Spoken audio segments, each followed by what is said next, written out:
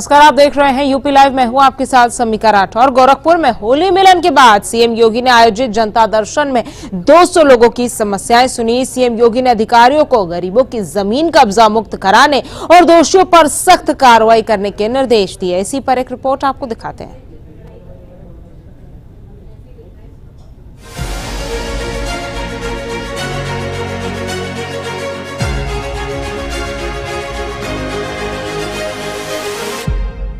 गोरखपुर में होली मिलन के बाद मुख्यमंत्री योगी आदित्यनाथ ने गोरखनाथ मंदिर में आयोजित जनता दर्शन कार्यक्रम में भाग लिया। जनता दर्शन में सीएम योगी ने करीब 200 लोगों से मुलाकात कर उनकी समस्याएं सुनी और समाधान का आश्वासन दिया। जनता दर्शन में सीएम योगी खुद लोगों के पास पहुंचे और उनकी शिकायतें सुनी। सीएम ने अधिकारियों को स्पष्ट निर्देश दिया कि गरीबों और कमजोर वर्ग के लोगों के साथ अन्याय नहीं होने दिया जाएगा। अगर किसी ने उनकी जमीन पर कब्जा किया है तो उसे तुरंत मुक्त कराया जाए और दोषियों को कड़ी सजा मिले। इस दौरान कई फरियादी आर्थिक सहायता की मांग को लेकर पहुंचे। सीएम योगी ने उन्हें सरकारी योजनाओं के तहत मदद देने का भरोसा दिया। मुख्यमंत्री योगी ने प्रशासन और पुलिस अधिकारियों को निर्देश दिया कि हर शिकायत का निष्पक्ष और तत्काल समाधान किया जाए। मुख्यमंत्री ने लोगों को आश्वस्त किया कि सरकार उनके साथ और किसी के साथ अन्याय नहीं होने दिया जाएगा। सीएम ने अधिकारियों को आदेश दिया कि राजस्व और पुलिस मामलों का निपटारा पारदर्शिता के साथ किया जाए।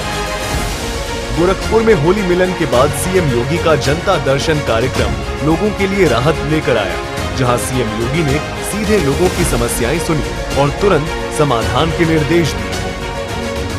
गरीबों की जमीनों को अवैध कब्जे से मुक्त कराने और जरूरतमंदों को आर्थिक सहायता देने की पहल सरकार की संवेदनशीलता को बताती है। मुख्यमंत्री ने ये साफ कर दिया कि उनकी सरकार हर नागरिक के साथ न्याय सुनिश्चित करने के लिए प्रतिबद्ध है।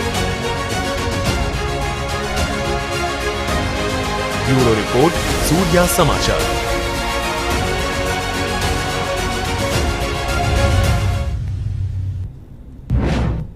और देखिए, लखनऊ में कांशीराम की जयंती मनाई गई। इस दौरान स्मारक कांशीराम स्थल पर कार्यकर्ताओं ने उनकी प्रतिमा पर माल्यार्पण कर श्रद्धांजलि अर्पित की। सीएम योगी और बसपा प्रमुख मायावती ने कांशीराम जयंती पर श्रद्धांजलि दी। इसी पर एक रिपोर्ट आप देखिए।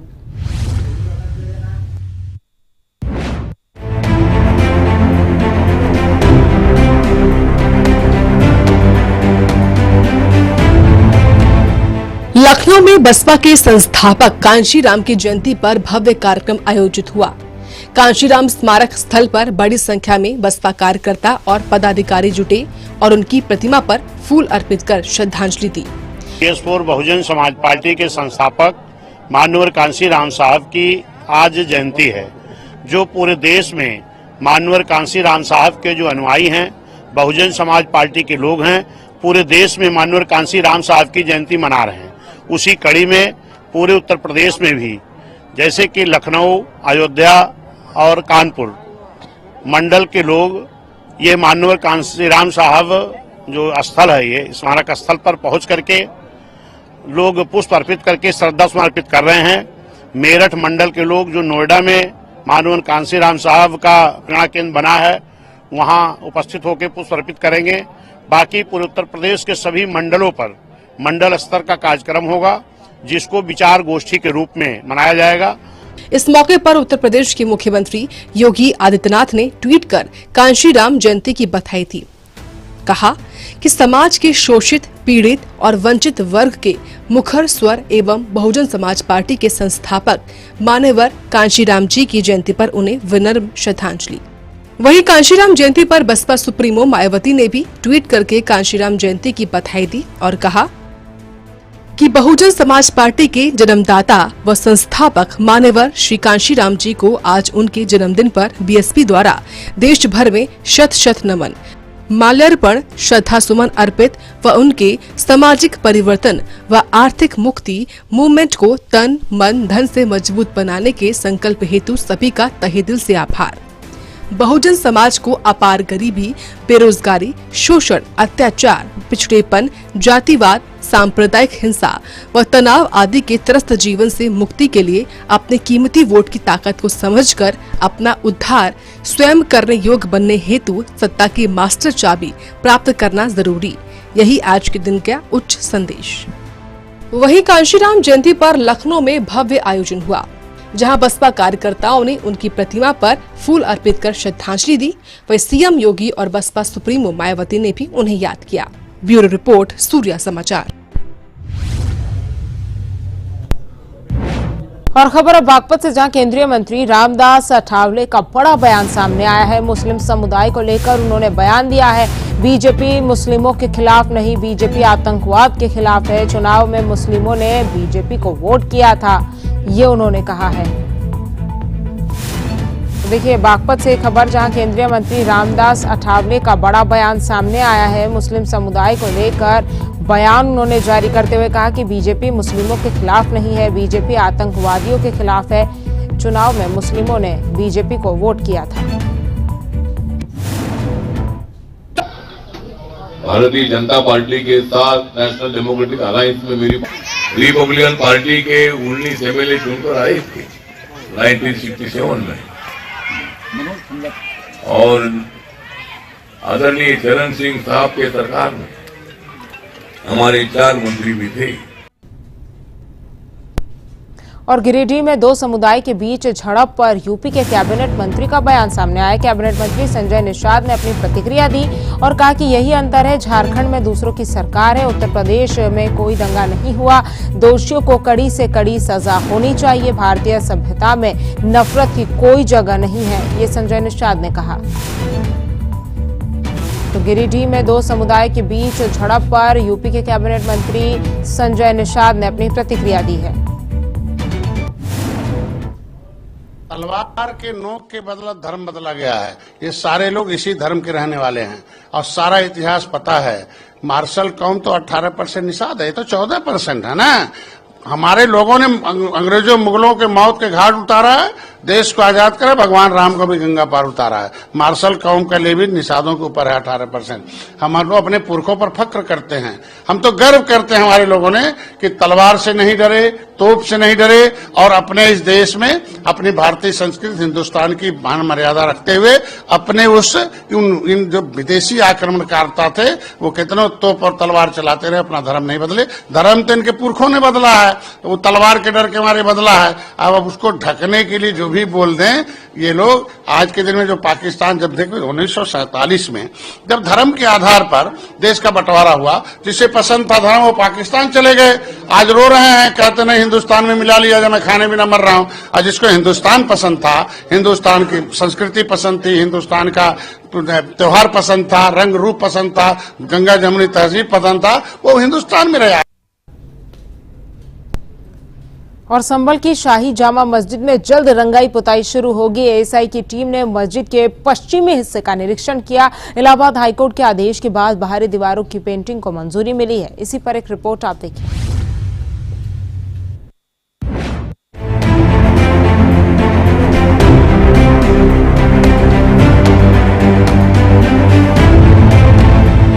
संभल की कथित जामा मस्जिद की रंगाई पुताई का काम जल्द शुरू होने वाला है। इसी कड़ी में एएसआई की एक टीम मस्जिद के निरीक्षण के लिए पहुंची। टीम ने विशेष रूप से मस्जिद के पश्चिमी हिस्से का जायजा लिया, जहां पेंटिंग के काम करने की तैयारियां की जा रही हैं। इससे पहले दिल्ली से आए 2 पेंटरों ने मस्जिद की स्थिति का आंकलन किया था। मस्जिद कमेटी रमजान को लेकर इलाहाबाद हाईकोर्ट में रंगाई और पुताई के लिए याचिका दायर की थी। इस मामले में हाईकोर्ट ने आदेश दिया कि मस्जिद की बाहरी दीवारों पर रंगाई पुताई की जा सकती है। पुताई के लिए कोर्ट ने 7 दिनों की सीमा तय की। इसके लिए एएसआई ने एक विशेष कमेटी का गठन किया। एएसआई के अधिकारियों ने मस्जिद के पश्चिमी हिस्से का निरीक्षण किया और मरम्मत और रंगाई काम के लिए जरूरी दिशा निर्देश दिए। वहीं इस मामले में मस्जिद कमेटी के एक सदस्य ने बताया कि एएसआई की टीम ने निरीक्षण किया और मस्जिद में लगने वाले मटेरियल के बारे में आंकलन किया। एक टीम आई है, उन्होंने अपने देखा है कितनी लेबर लगेगी और कितना कैसे कैसे मटेरियल आएगा, उसी के बारे में ये लोग विचार कर रहे हैं। कलर करने के लिए कुछ 2 लोग अपने लाए हैं, बाकी ये लोग यहीं से अरेंज करेंगे जहाँ से भी है, और उसके बाद मुझे लगता है शायद कल से शुरू करें। जी, कौन सा कलर किया जाएगा? नहीं, इस बारे में तो जो है वो अकॉर्डिंग हाई कोर्ट के ऑर्डर बस। संभल की शाही जामा मस्जिद में हाईकोर्ट के आदेश के बाद रंगाई पुताई का रास्ता साफ हो गया है। एएसआई की टीम के निरीक्षण के बाद काम की तैयारियां तेज हो गई हैं। ब्यूरो रिपोर्ट, सूर्या समाचार।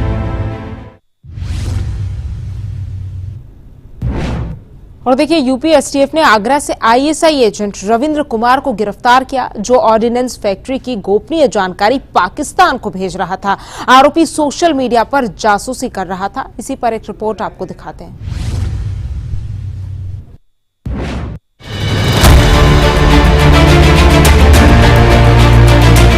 यूपी एटीएस ने एक बड़ी कार्रवाई की। आगरा से पाकिस्तान की खुफिया एजेंसी आईएसआई के लिए जासूसी करने वाले एजेंट को गिरफ्तार किया है। आरोपी रविंद्र कुमार फिरोजाबाद के हजरतपुर ऑर्डिनेंस फैक्ट्री में चार्जमैन के पद पर कार्यरत था। वो पाकिस्तान से संचालित सोशल मीडिया अकाउंट्स के जरिए गोपनीय जानकारी साझा कर रहा था। एटीएस की जांच में सामने आया कि रविंद्र आईएसआई के हनी ट्रैप का शिकार हुआ था। फेसबुक पर नेहा शर्मा नाम की महिला आईडी के संपर्क में आने के बाद वो गोपनीय दस्तावेज और खुफिया सूचनाएं लीक करने लगा। ये आईडी पाकिस्तान से ऑपरेट हो रही थी। देखिए, एटीएस उत्तर प्रदेश और उनके सहयोगी कई एजेंसीज जिनके साथ हम लोग मिलकर काम करते हैं, उनके सूचना उनको प्राप्त हुई थी कि जो फिरोजाबाद डिस्ट्रिक्ट में एक ऑर्डिनेंस फैक्ट्री है, जिसमें हजरतपुर एग्जैक्टली जगह का नाम हजरतपुर है, जिला फिरोजाबाद। तो वहाँ पे एक व्यक्ति जो कि चार्जमैन के पद पर है, नाम रविंद्र कुमार, उनके द्वारा अपने पाक आईएसआई हैंडलर को अलग अलग सूचनाएं साझा किया जा रहा था, जो कि गोपनीय सूचनाएं हैं और काफी संवेदनशील सूचनाएं हैं।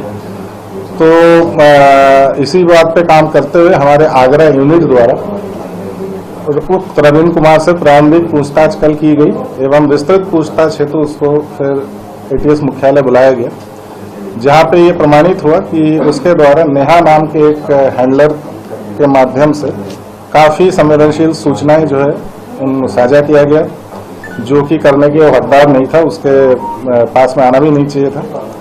ये एक मोडस ऑपरेंडी आईएसआई की काफी दिन से है।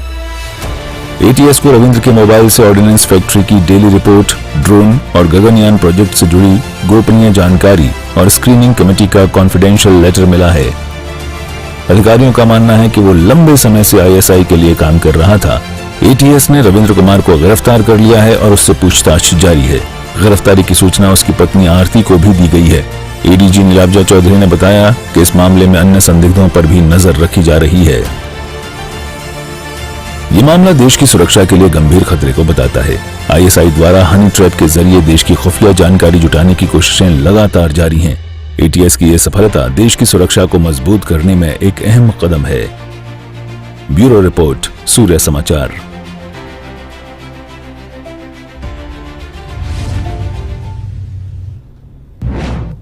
और देखिए, होली के दिन गाजियाबाद में दो पक्षों के बीच झड़प हुई, जिसमें लात घूंसे और ईंट पत्थर तक चले। वहीं मुरादाबाद में होली खेलने से मना करने पर बिजलीकर्मी अक्षय गुप्ता को गोली मार दी गई। पुलिस जांच कर रही है और आरोपियों के खिलाफ सख्त कार्रवाई का आश्वासन दिया गया है। इसी पर एक रिपोर्ट आप देखिए।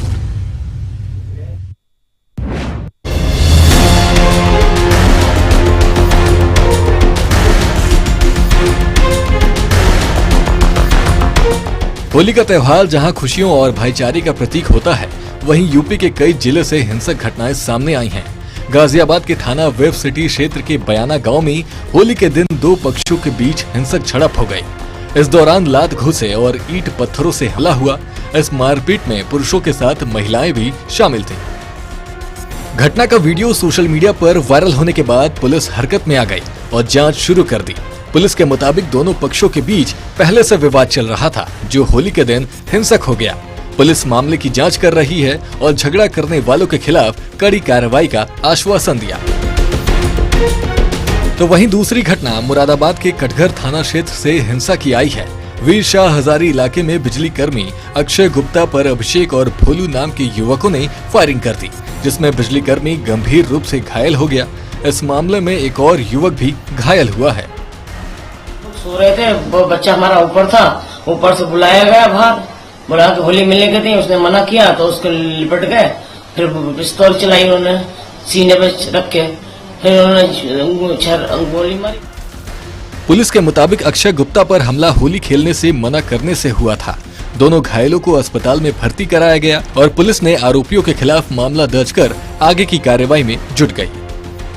होली के दिन गाजियाबाद और मुरादाबाद में हुई ये घटनाएं त्योहार की माहौल को बिगाड़ने वाली हैं। मामूली विवादों का हिंसक रूप लेना चिंता का विषय है। पुलिस ने कार्रवाई शुरू कर दी है। देखिए, ये मामला थाना कटघर का है। वहाँ पे एक मोहल्ला है वीर शाह हजारी, वहाँ पे कल एक अभिषेक नाम के व्यक्ति ने, दो व्यक्ति जो होली खेलने जा रहे थे, उनको रोक करके उनके साथ होली खेलने का आग्रह किया। लेकिन जो लोग जा रहे थे उन्होंने उस मना किया और मना करने पे अभिषेक ने उनके ऊपर फायरिंग कर दी, जिसमें से दो व्यक्तियों में जो एक अक्षय थे उनको पैर में गोली लग गई और बाकी जो दूसरा व्यक्ति उनके साथ था संजय, उसके सर में इसने बट से प्रहार किया। सूचना पर तत्काल हमारी फोर्स मौके पर पहुंची और हम लोगों ने घायलों को अस्पताल पहुंचाया और जहां पे वो खतरे से खाली हैं और तहरीर प्राप्त होने पर हम लोगों ने जो धाराएं हैं उसमें मुकदमा पंजीकृत किया है। जो अभिषेक है उसको हम लोगों ने अरेस्ट कर लिया है और उसके पोजीशन से हम लोगों ने असलहे और 5 जिंदा कारतूस बरामद किए हैं और इसमें अग्रिम वैधानिक कार्रवाई की जाए। लेकिन त्योहारों के दौरान इस तरह की घटनाओं को रोकने के लिए कड़ी निगरानी और सख्त कानून व्यवस्था की जरूरत है। ब्यूरो रिपोर्ट, सूर्य समाचार।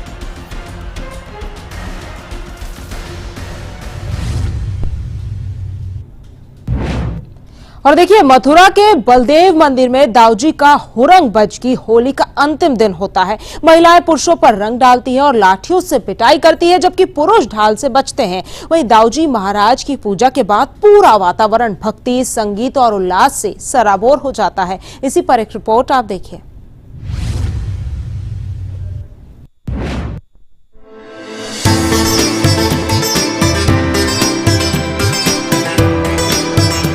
मथुरा की रंग भरी होली दुनिया भर में फेमस है और दाऊजी का हुरंगा होली का अंतिम दिन होता है।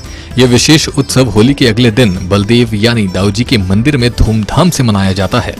इस अनोखी परंपरा में महिलाएं गोपिका और पुरुष गोप के रूप में शामिल होते हैं। पारंपरिक रूप से ये त्योहार भाई बहन के प्रेम का प्रतीक माना जाता है, जहां महिलाएं पुरुषों को पिटाई और रंगों से सराबोर कर देती हैं। दाऊजी के हुरंगे की सबसे खास बात महिलाओं की भागीदारी होती है। इस दिन महिलाएं हाथों में संजीव ऊर्जा लेकर आती हैं। वे पुरुषों को गुलाल और केसरिया रंगों से भिगोती हैं और उनकी लाठियों और कपड़ों से पिटाई करती हैं। पुरुष अपने हाथों में ढाल लेकर आते हैं और इस खेल को और आनंद के साथ निभाते हैं। इस अवसर पर सबसे पहले दाऊजी महाराज यानी भगवान बलराम की पूजा की जाती है। बलदेव मंदिर में विशेष अनुष्ठान और आरती का आयोजन होता है, जिसके बाद हुरंगा उत्सव शुरू होता है। श्रद्धालु दूर दूर से इस अनोखी परंपरा को देखने के लिए यहाँ आते हैं। ब्रज क्षेत्र में होली का ये आखिरी दिन होता है, जिसे बेहद खास अंदाज में मनाया जाता है। हुरंगा के दौरान पूरा वातावरण गुलाल, अबीर और संगीत से सराबोर हो जाता है। ढोल नगाड़ों की गूंज, भजन कीर्तन और हंसी मजाक के साथ ये उत्सव संपन्न होता है। दाऊजी का हुरंगा केवल रंगों का खेल नहीं, बल्कि प्रेम, भक्ति और परंपरा का संगम है। ये त्योहार बताता है कि होली केवल एक दिन का नहीं, बल्कि बड़े उल्लास और सांस्कृतिक समर्पण का पर्व है। ब्रज में इस उत्सव के साथ होली का समापन होता है, लेकिन इसकी रंगीन यादें सभी के मन में बनी रहती हैं। ब्यूरो रिपोर्ट, सूर्य समाचार। और देखिए, प्रयागराज की लोकनाथ होली गुलाब की पंखुड़ियों और रंगों से खेली जाती है, जिसमें लाखों लोग भाग लेते हैं। इसे विश्व प्रसिद्ध कपड़ा फाड़ होली भी कहा जाता है। तो वहीं अयोध्या में भी लोगों ने गुलाल और अबीर लगाकर होली मनाई है। इसी पर एक रिपोर्ट आपको दिखाते हैं।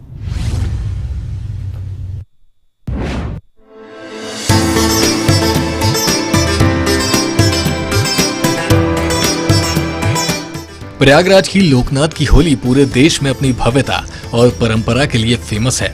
ये होली केवल रंगों का पर्व नहीं, बल्कि सांस्कृतिक धरोहर भी है, जिसमें गुलाब की पंखुड़ियों और रंगों से होली खेली जाती है। इस दिन सुबह से ही लोकनाथ चौराहा लोगों से भर जाता है। लोग एक दूसरे को गुलाल, अबीर और फूलों की बारिश कर होली की बधाई देते हैं। ये सिर्फ रंगों का त्योहार नहीं, बल्कि प्रेम और भक्ति का उत्सव है। लोकनाथ की होली को विश्व की सबसे बड़ी कपड़ा फाड़ होली भी कहा जाता है। इसमें परंपरागत तरीके से पुरुष अपने कपड़े फाड़कर गुलाल और रंगों में सराबोर हो जाते हैं। ये परंपरा सालों से चली आ रही है और प्रयागराज की पहचान बन चुकी है। प्रयागराज के साथ साथ अयोध्या की होली भी खास होती है। रामनगरी में श्रद्धालुओं ने एक दूसरे को गुलाल और अबीर लगाकर बधाई दी। मंदिरों में विशेष पूजा अर्चना गई और भजन कीर्तन के साथ होली का उत्सव धूमधाम से मनाया गया।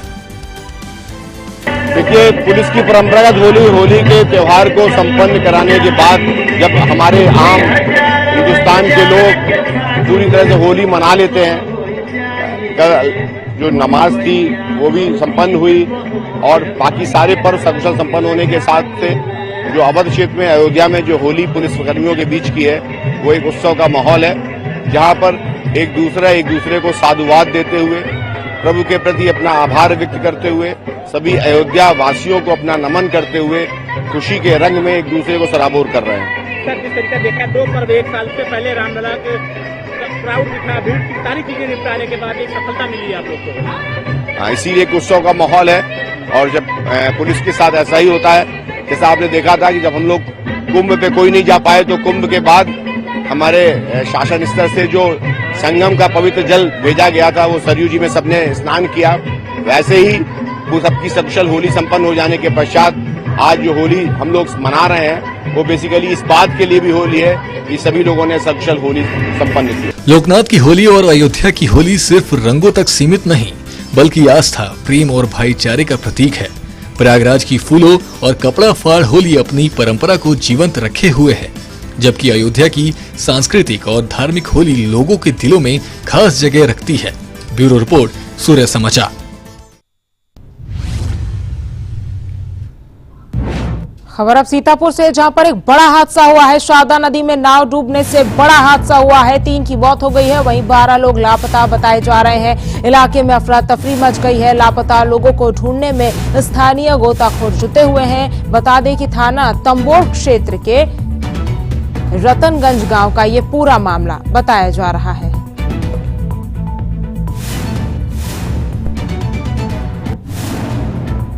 हम लोग कल एक मिट्टी हुई थी जो नदी में डूबने से उसको हम देखने गए थे, तो काउंटिंग नहीं करते मगर ये अनुमान लगाया जा सकता है कि 15 से 20 लोग थे उसमें। नाव इधर से निकलने के बाद बीच नदी में जब पहुंची है और नाव का बैलेंस बिगड़ने से नाव अपनी जगह पे डूबने लगी। उसके बाद डूबने के बाद किसी को कुछ पता ही नहीं चला कि कौन कहाँ पे, जो लोग चिल्लाने लगे तो उसमें जो जिसका हाथ पा रहा था वो खींच रहा था कोई, उसके बाद कोई रस्सी डाल रहा था, कोई दुपट्टा डाल रहा था, कोई लाठी डाल रहा था।